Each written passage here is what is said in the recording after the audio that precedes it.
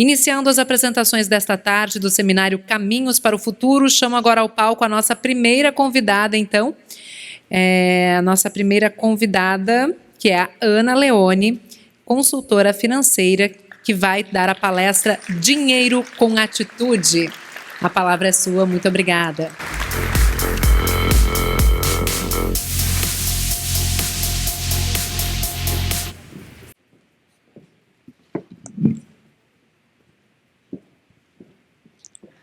Falar em público, morte e futuro financeiro são os 3 maiores medos da humanidade. E hoje eu vou enfrentar 2 deles aqui. Falar em público, que é o primeiro, e ele ocupa a primeira posição. Não quero enfrentar a morte hoje, ao menos, mas vamos enfrentar juntos o futuro financeiro. Desses 3 medos, 2 estão relacionados à incerteza. Quando a gente fala da morte, a gente não sabe quando ela vai acontecer, a gente sabe que ela vai acontecer, mas a gente não sabe o momento exato. E a gente não se prepara para ela. E quando a gente fala do futuro financeiro, a gente também está falando de incerteza. E a incerteza causa uma série de sentimentos na gente, principalmente a negação. Porque a gente tem aflição do que vai acontecer e a gente nem sabe como se preparar para essa incerteza. Porque quando a gente sabe que uma coisa vai acontecer, mas a gente não sabe quando, a gente administra de alguma forma. Mas a incerteza, ela é muito difícil de ser administrada. Então, hoje, nos meus 45 minutos, a gente vai falar aqui sobre o futuro financeiro e como lidar com ele. Eu quero chamar vocês para uma provocação, sejam as pessoas mais jovens que estão me assistindo aqui, ou aquelas pessoas que são jovens há mais tempo, que estão me assistindo aqui, para fazer uma reflexão de como pensar nesse futuro no hoje. Porque a gente tem que entender como a gente alia os nossos prazeres aos nossos benefícios.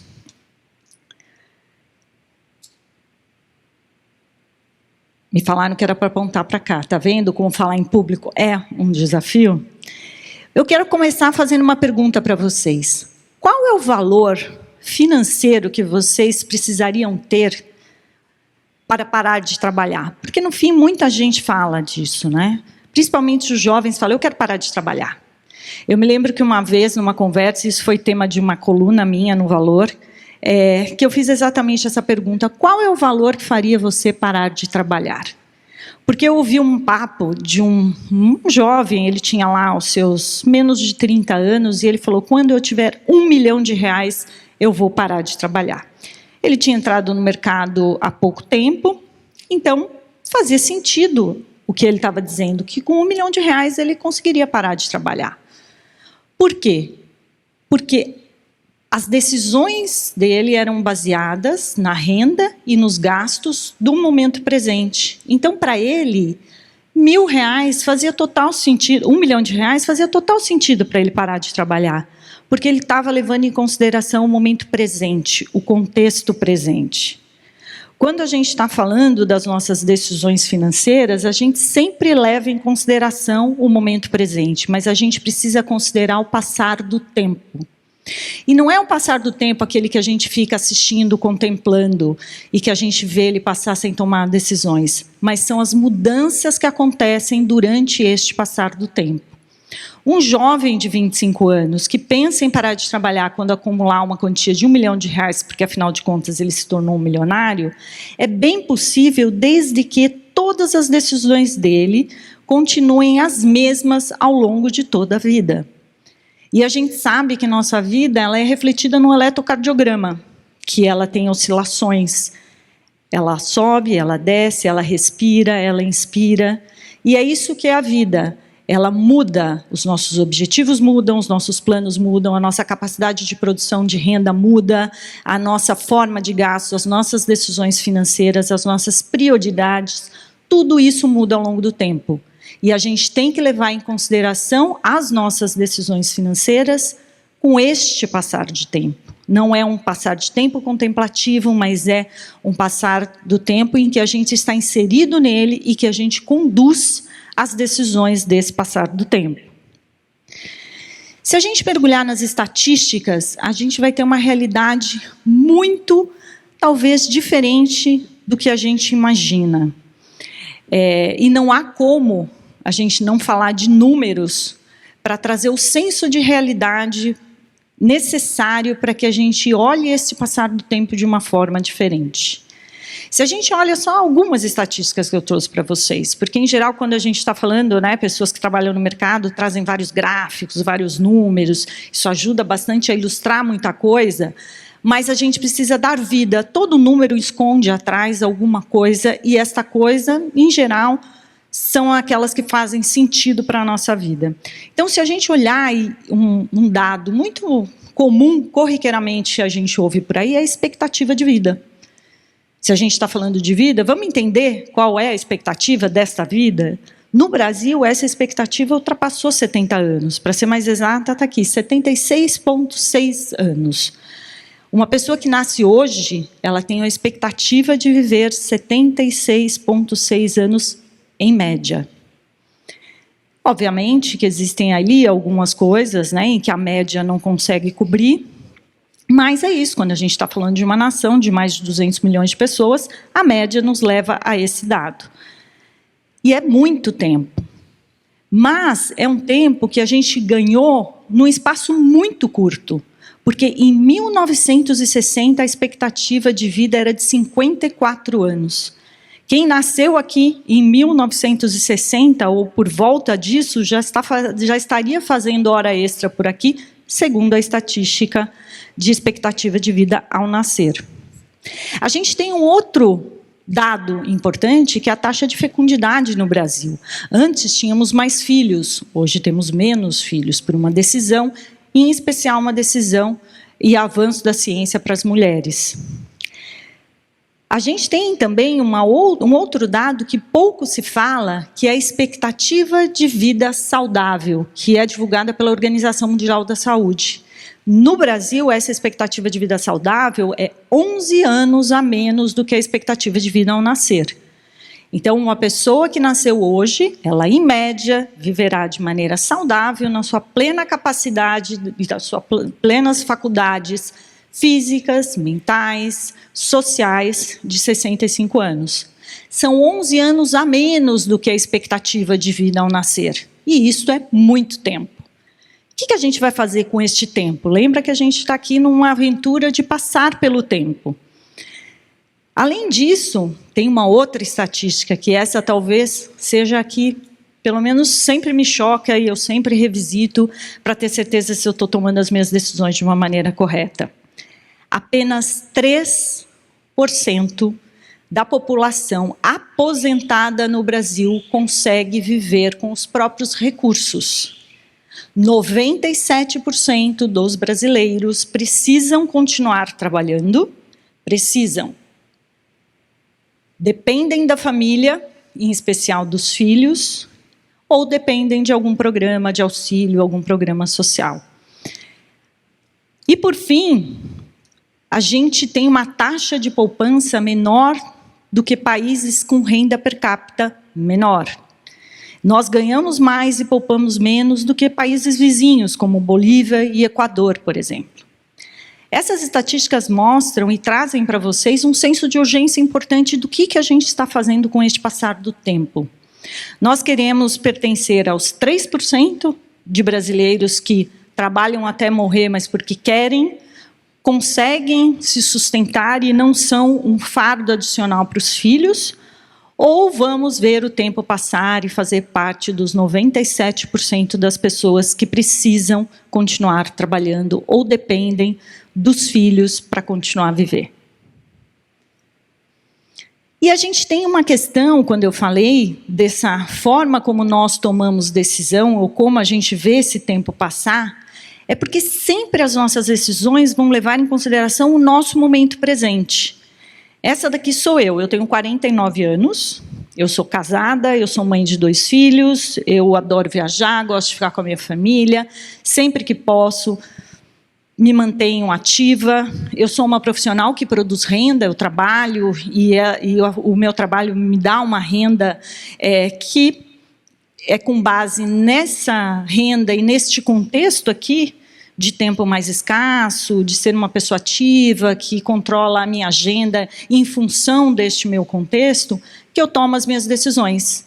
Eu decido onde eu vou morar, eu decido com que eu vou trabalhar, eu decido como eu vou gastar meu dinheiro, em que escola que os meus filhos podem estudar, porque eu levo em consideração este momento presente. Eu olho para o passado, aprendo com ele, mas eu consigo parar ali, naquele momento, porque é desta forma que nós tomamos as nossas decisões. E tenho certeza que todos tomam a decisão de hoje baseado no que vocês vivem. Mas essa daqui sou eu em 2052. Eu espero, sinceramente, estar melhor fisicamente do que esta foto apresenta. Eu tenho investido bastante no ramo de cosméticos, compro algumas ações de empresas relacionadas, porque eu gostaria de não estar assim daqui a alguns anos. Mas sou essa aqui aos 79 anos, eu espero estar casada ainda, né? Gostaria que eu fosse contra as estatísticas, mas eu espero estar casada ainda. Mãe de 2 filhos, talvez eu já seja avó.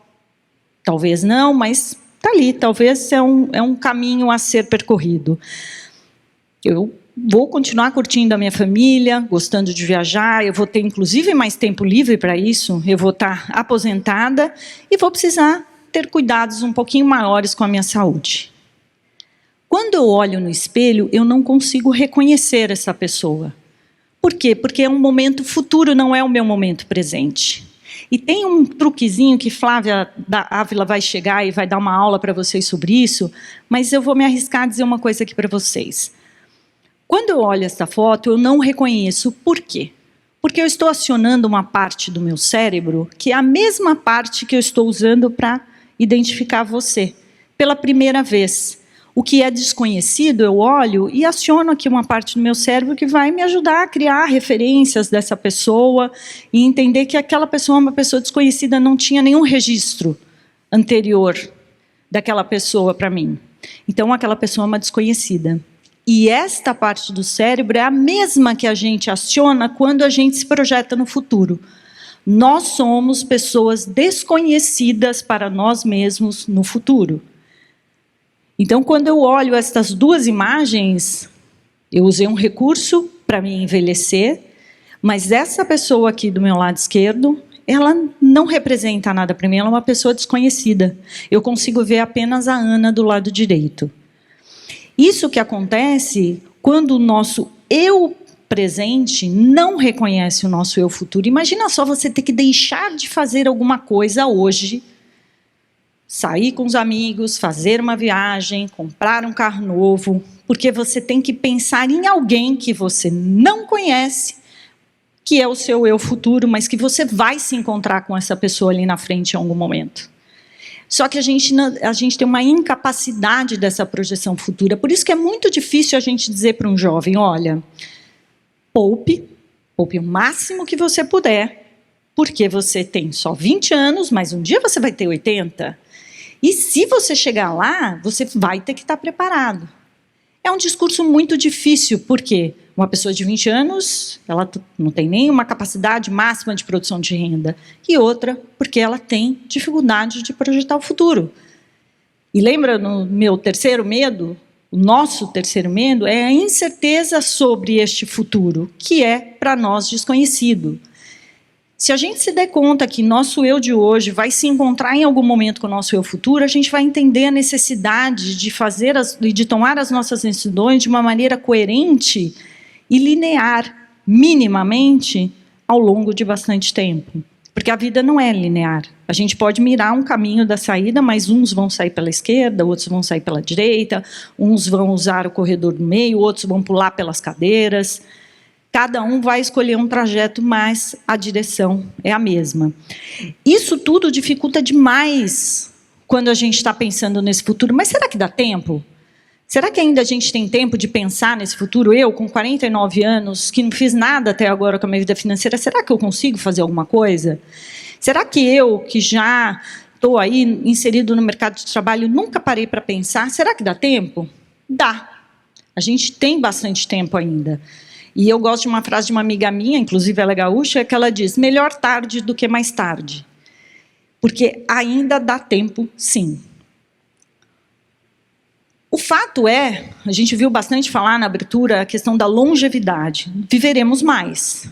A gente tem uma expectativa média aí avançada no Brasil e que nós conseguimos ganhar bastante tempo, que os países levaram bastante tempo, mas lembre-se, a gente tem aí uma expectativa de vida saudável menor do que o que a gente imagina.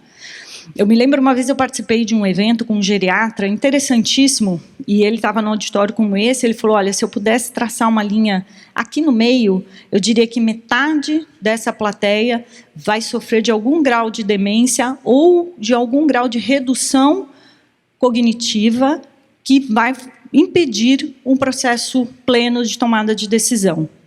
Essas são as consequências, muitas vezes, do envelhecimento, que é uma ótima dádiva, que nós estamos ganhando a cada vez mais, né, de uma maneira acelerada, mas a gente tem que ser previdente nesse futuro que vai chegar.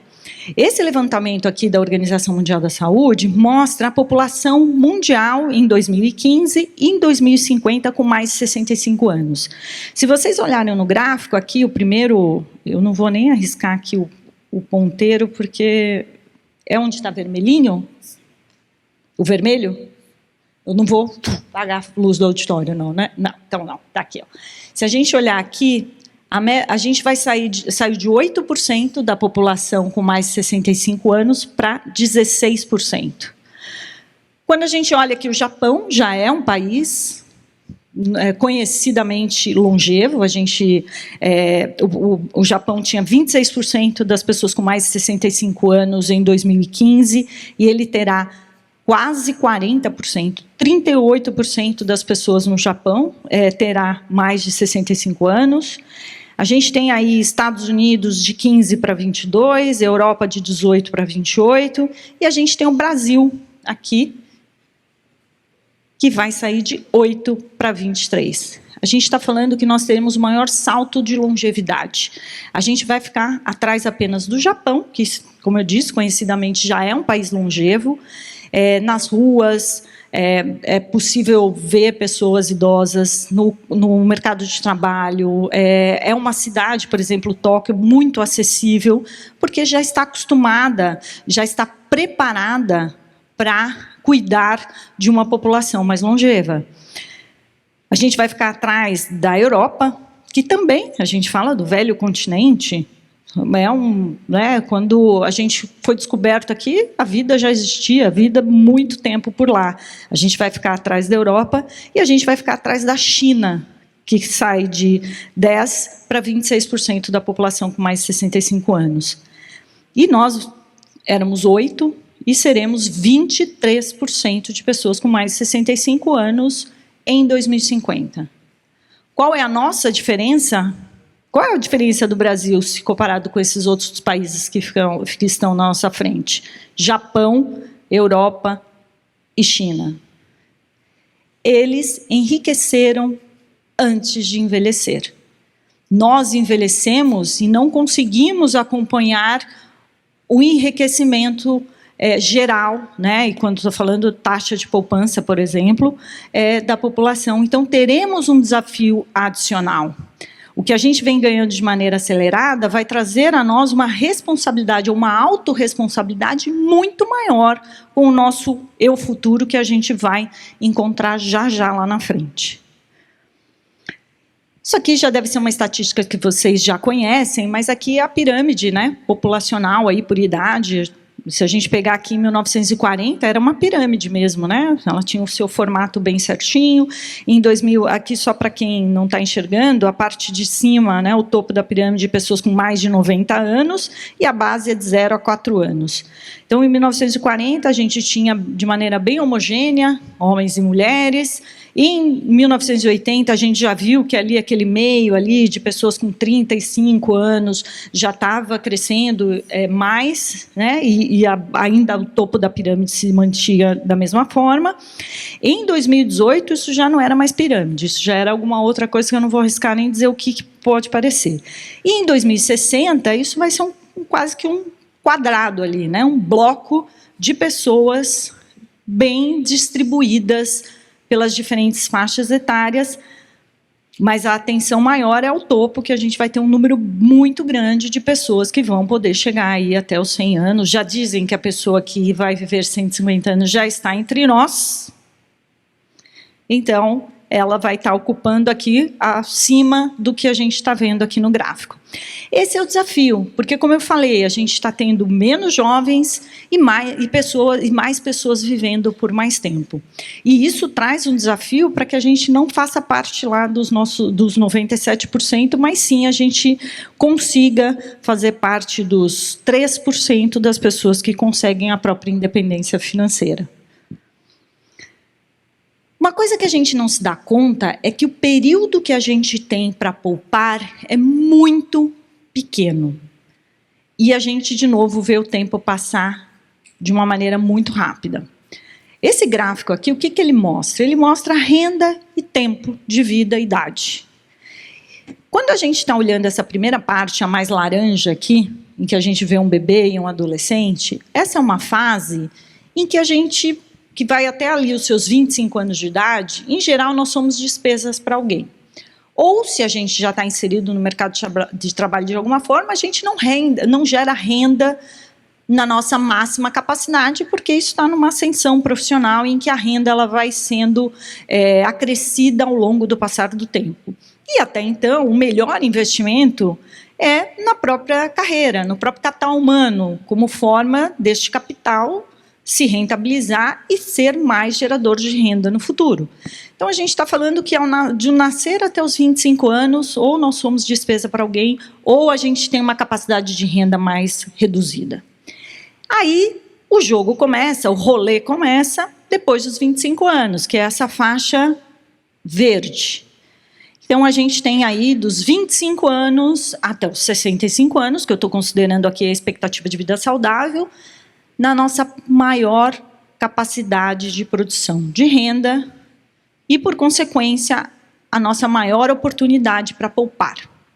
Só que não é bem isso que acontece. Se a gente pegar a faixa etária, principalmente daquelas pessoas que estão entrando no mercado de trabalho, são jovens que começam uma vida produtiva já endividados. São estatísticas, são assustadoras, eu não as trouxe aqui, mas a gente está falando de jovens que começam a vida endividados, seja pela falta de conhecimento do uso do dinheiro, seja, que é uma delícia, né, dinheiro quando você começa a trabalhar. Eu me lembro que o meu primeiro bônus no mercado financeiro aos 22 anos, eu me senti a pessoa mais rica do mundo, mas durou uns 3 meses só. Porque a gente não tem esta noção do ganhar, a gente tem uma percepção diferente do esforço e ganho, que é uma coisa que vai sendo construída ao longo do tempo.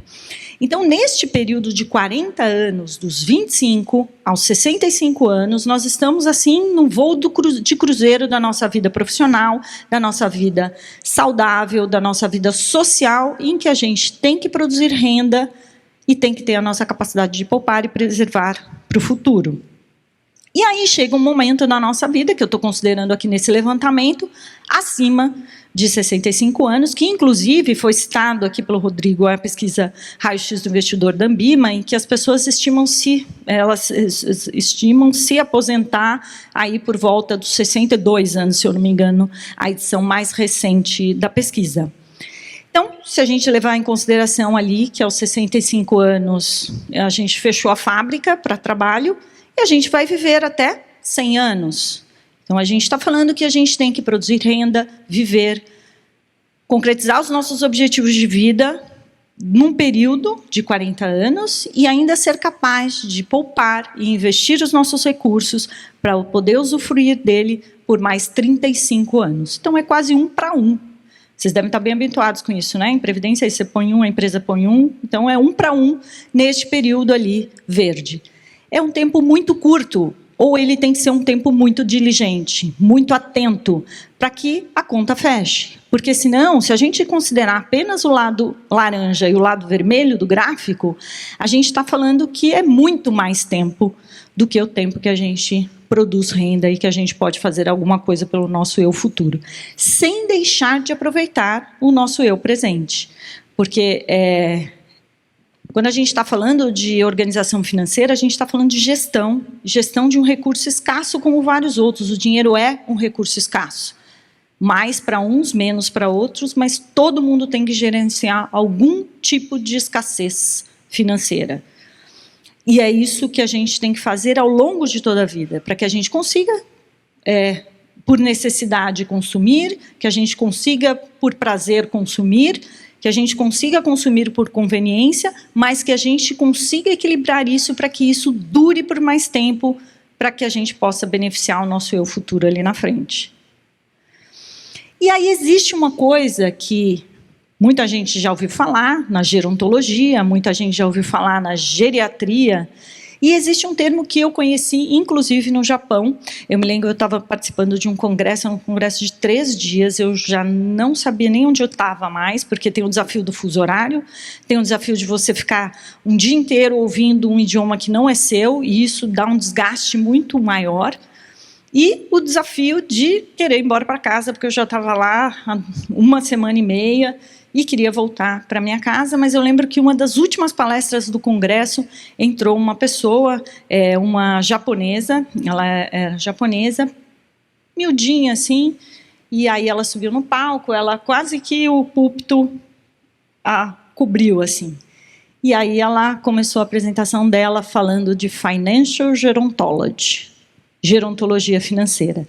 Eu, na hora, acendi assim e prestei atenção e fiquei maravilhada com este conceito que quase não se fala no Brasil, mas que no Japão especificamente, pouco em outros países se fala, mas que é importante a gente entender como a gente pode usar desta ciência que tem aí, acho que, ensinamentos interessantes para ajudar a gente a cuidar melhor do nosso dinheiro e dar a longevidade que o nosso dinheiro precisa. Então, só para a gente entender aqui um conceito também, não sei quem aqui é médico, então, se eu estiver falando uma bobagem, não levante a mão e fale em público, só me chama de cantinho e me corrige, que aí vai ser uma boa. Mas a diferença é entre a geriatria e a gerontologia. A gerontologia, ela é uma ciência que ela estuda o processo de envelhecimento e ela leva em consideração vários fatores ou várias ciências em torno. Então, é muito mais cuidar deste processo de envelhecimento, ao passo que a geriatria, ela é uma área da medicina cujo foco é a prevenção e tratamento de pessoas idosas. As duas coisas são importantes, mas uma eu arrisco a dizer que seja mais preventiva e a outra ali está cuidando já de um momento de vida que requer cuidados especiais e cuidados diferentes. Quando a gente está falando da gerontologia financeira, que parece muito novidade, e é de fato, mas a gente está falando aqui de um conceito que foi criado na década de 80, no final da década de 80, e que essa área ela é também multidisciplinar e ela traz aí questões de biologia, psicologia, sociologia, e o objetivo da gerontologia financeira é justamente entender a riqueza ao longo do tempo. E aqui, gente, não é a riqueza daquele estagiário que eu falei no começo da minha apresentação que queria ficar milionário e parar de trabalhar. A riqueza é como você consegue encontrar a independência para conseguir viver dos próprios recursos com o padrão de vida que vocês escolheram, seja ele qual for. E o interessante da gerontologia financeira é que ela não leva em consideração apenas as aspirações do indivíduo, mas sim do contexto. Nós não envelhecemos sozinhos. Nós podemos ficar sozinhos, mas a gente sempre envelhece dentro de um contexto familiar, de um contexto social, de um contexto econômico. E isso é importante, porque não dá para a gente pensar em dinheiro, pensar em organização financeira de uma maneira isolada, sem ele estar inserido e entender a sua interdependência em vários outros fatores da nossa vida. Várias pessoas chegam para mim e falam assim, eu detesto cuidar do meu dinheiro. Olha, você detesta cuidar dos seus planos de vida, porque o dinheiro é um meio só. Porque a negligência com a sua vida financeira é uma negligência com os seus objetivos, com as suas aspirações. E o interessante da gerontologia financeira é que ela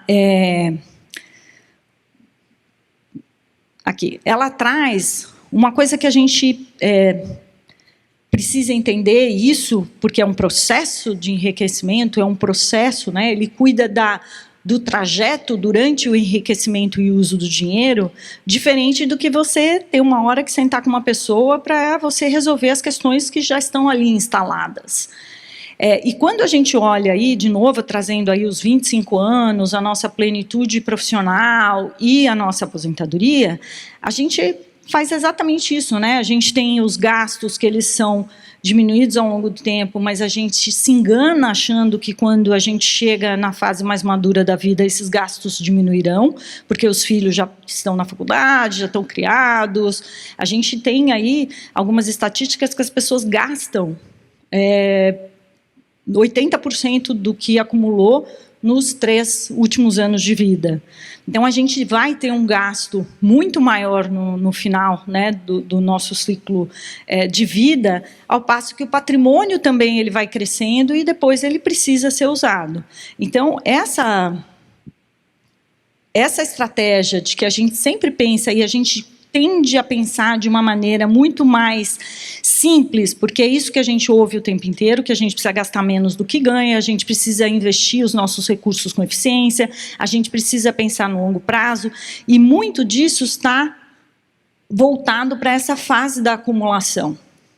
E aí chega um momento em que a gente tem aqui a aposentadoria, que a gente define ou diminuir o ritmo de trabalho, ou a gente é impedido de continuar trabalhando, ou a gente realmente toma a decisão que já juntou R$1 milhão e a gente pode se aposentar. E quando este momento chega aqui, nós temos duas coisas importantes, 2 percursos. Ou, de fato, a gente ter o dinheiro suficiente para ele durar até o longo da nossa vida, ou as nossas decisões fazem com que esse recurso acabe e sobre vida pela frente. A gerontologia financeira, ela foca muito em orientar as pessoas sobre o uso consciente do dinheiro após esse planejamento, na verdade, ao longo de toda a vida.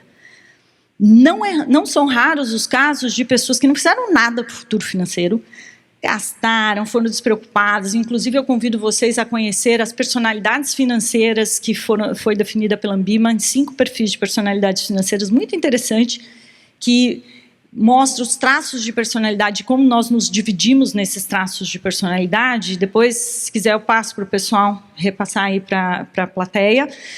Mas é interessante porque tem gente que não cuidou do dinheiro, não fez nada, viveu vida louca, amanhã eu penso no amanhã mesmo, e chegou lá na frente e ficou com uma situação difícil. Se encontrar com pessoas que fizeram a lição de casa durante toda a vida, poupando, reservando dinheiro, investindo de maneira eficiente, estão no mesmo lugar. Por quê? Porque elas viveram mais, ou elas fizeram uso do dinheiro de uma maneira não tão estratégica e não tão orientada quanto fizeram no acúmulo do dinheiro. Então, a fase de acumulação e aqui, entre aspas, de desacumulação, esses 2 períodos são super importantes. Então, quando eu vejo dados aqui do fundo de vocês, que boa parte já são pessoas que são beneficiárias, já recebem um recurso, o uso desse recurso é essa fase aqui, né, de desacumulação. Então, a gente tem que pensar que as nossas decisões financeiras, elas devem ser diligentes ao longo de toda a vida. A independência financeira não é um lugar que a gente chega, a gente atinge e acabou. Me perguntam muito isso. Ana, você já atingiu a sua independência financeira? E eu costumo dizer, hoje, sim. Mas se eu não for diligente da mesma forma que eu fui até hoje, amanhã eu não terei mais. Por isso que é importante, e a gerontologia financeira busca trazer isso, as aspirações das pessoas, a estratégia de uso do dinheiro das pessoas, a estratégia de uso e alocação dos recursos das pessoas, mas também das famílias e do contexto, porque, de novo, ninguém envelhece, ninguém nasce e ninguém vive sozinho. A gente faz tudo isso dentro de um contexto. Se a gente começar aos 25 anos, quem estiver aqui, vocês terão esta escada, que é uma escada que vocês vão precisar de menos recurso, porque vocês têm mais tempo. Agora, se começar lá para frente, aí a gente já tem uma escada mais longa para chegar no mesmo lugar. Porque no mundo das finanças, a gente precisa de 2 coisas, tempo e dinheiro. Quanto mais a gente tiver uma, menos a gente precisa da outra. Essa magia dos juros compostos, realmente, se a gente usar a favor, faz toda a diferença. E uma outra coisa também que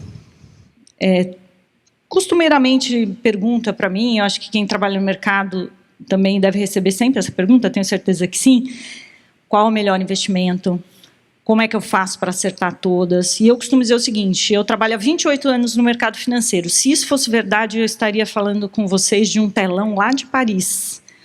E todo mundo do mercado financeiro deteria a riqueza do planeta. Porque não existe o melhor investimento. O que existe é uma disciplina aplicada ao longo de muito tempo. E existe uma ordem de prioridades do uso de dinheiro que, se ela for mantida, se ela for praticada, aí sim a gente consegue encontrar essa independência financeira que ela é transitória se a gente não for diligente. Então, muita gente fala que a pessoa poupa depois que ela ganha e menos do que ela gasta. Isso é o resultado do que elas poupam. Então, olha, eu consigo poupar porque eu ganho meu dinheiro, eu pago as minhas contas, eu gasto naquilo que eu quero, se sobrar, eu poupo. Nunca sobra. As pessoas mais bem-sucedidas, ou aquelas pessoas que estão mais perto ali da sua independência financeira, são aquelas pessoas que ganham, poupam para os seus objetivos, e o que sobrar, elas gastam. E esses objetivos são objetivos prazerosos. São viagens que a gente queira fazer, são filhos que a gente quer pôr na faculdade, são cursos de especialização que a gente queira fazer, reforma da nossa casa, trocar de carro ou fazer qualquer coisa que a gente queira. Não necessariamente o poupar tem que vir com uma carga negativa. Eu me lembro que eu fiz uma mentoria uma vez para um grupo de mulheres e eu falei para elas dos 5 Ds do dinheiro.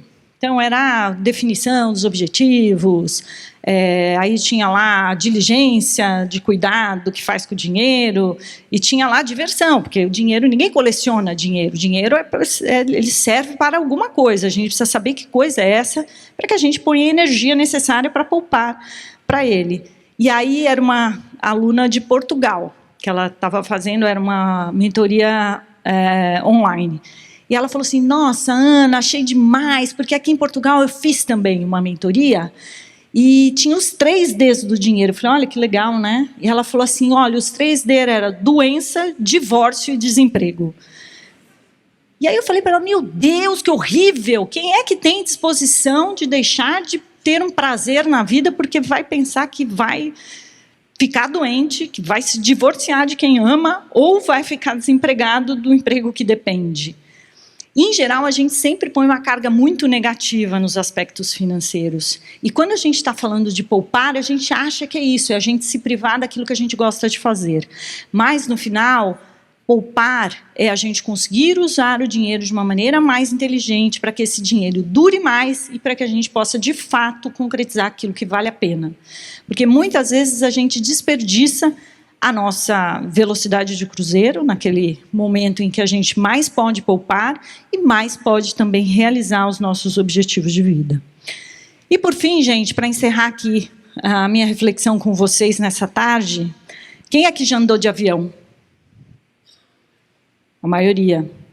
Vocês devem ouvir sempre as orientações de segurança em que a pessoa sempre pede, inclusive, para a gente prestar atenção, mesmo que a gente seja um viajante frequente.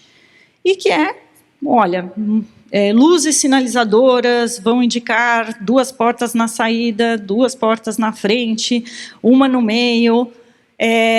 Em caso de despressurização da cabine, máscaras de oxigênio cairão automaticamente. Ponha primeiro em você, depois ajude quem está do lado e respire normalmente. Isso eu acho melhor, porque eu fico imaginando você respirar normalmente numa situação como essa. Mas é uma recomendação para salvar vidas. Primeiro em você, depois ajude quem precisa. Não à toa, estamos com 97% das pessoas que precisam continuar trabalhando ou dependendo dos filhos. Muitos desses pais pensaram no futuro financeiro sem pensar no próprio futuro financeiro. E lá na frente, os filhos pagam um preço muito alto, porque eles têm que devolver todo esse dinheiro para os pais. E mais do que os pais dependerem dos filhos, a gente não depende só de dinheiro. A gente depende das nossas decisões serem terceirizadas e tomadas por outras pessoas.